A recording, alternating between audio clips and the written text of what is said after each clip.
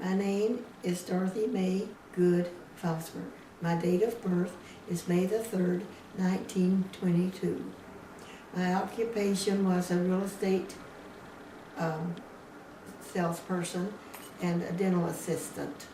I was born in Irvine, Kentucky, and I grew up in Kentucky, in London, on my grandma and grandpa's beautiful farm. I moved to Louisville, Kentucky. That was my other grandparents. And then during the flood, I went to Denver, Colorado in the 1947 flood. And then I went to California for the next year in February. When I was growing up in the South in the 1930s, I lived on a farm, so I didn't really have any experience with African Americans hand to hand because there just weren't any. In the cities, it would just be, hard living. And they lived on the Ohio River. The black people lived in their own section. Never was there a barrier ever crossed. You did not go past that. It was an unspoken thing. If a white person went, then they were white trash. So anyway, there was a big barrier between everything. This was black and that was white. And that was the way it was. And I never even remembered that because it was so natural to us to do it. When I was 14, I was going to the store, but I was silly and went down the alley. And there was a little black girl in front of me, and she started doing a little dance back and forth. And I said, you better stop that. And she came up and slapped me. And then, I don't remember what I did, but I know that I felt humiliated that she had touched me. That was the way we were. You didn't, oh my goodness. I've never thought of this, but you just weren't supposed to be touched or anything by a black person. After I moved from, after the flood in Kentucky, and then moved to Denver, and then on to California, I went to a public school, brand new Santa Monica High School. It was just built after the earthquake. And it was totally all white, but there was one African-American girl, and her name was Cotil. But anyway, I did have a bad experience there in the sense that I didn't know what to do. I was going down the hall, and it was another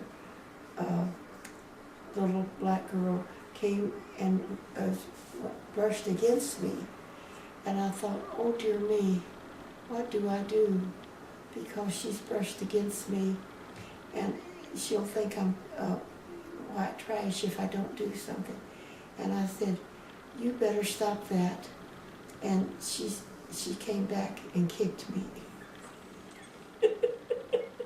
I worked on the Victorville Army Air Base as a dental assistant, a civilian dental assistant, because my husband was stationed there. And it was segregated. It was only white soldiers there. And when the black soldiers needed dental work, they were stationed in Yermo, because that was where they shipped everything out, and that was their base. And they were there. And so at noontime, there would be big army trucks come full of black soldiers, and we would do their teeth, and because they couldn't come any other time. They had to come when the rest of us were out. So that was very segregated. Well, I was in Los Angeles, California, when Dr. Martin Luther King got killed, and I had not followed politics too much in those days. I followed the civil rights. It got so out of hand when the fires came, and then they killed Martin Luther King. It got so out of hand, and it was scary. Well, the deep, deep South was so against it, like in Alabama. But my uncle said there wasn't a gallon of paint in the whole state of Alabama. So they weren't too educated themselves. So anyway, felt grief and sorrow and sad about him because he was a good man.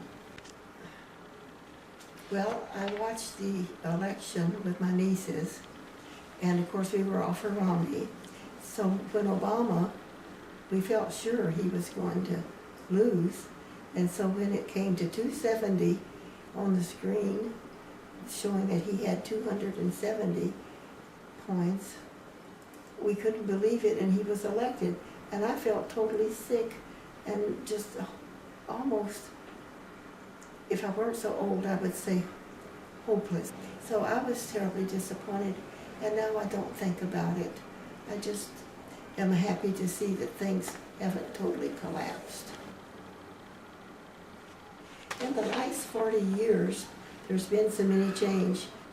I see that the black people have risen, so they got to show what they could do, which is wonderful music and dancing and entertaining.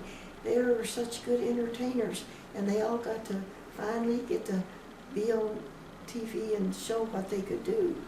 And the country has changed so much. The black people have gotten a lot of things that they should have had before, a lot of rights. And you want to see that. You don't want anybody downtrodden. And so definitely it's improved for them.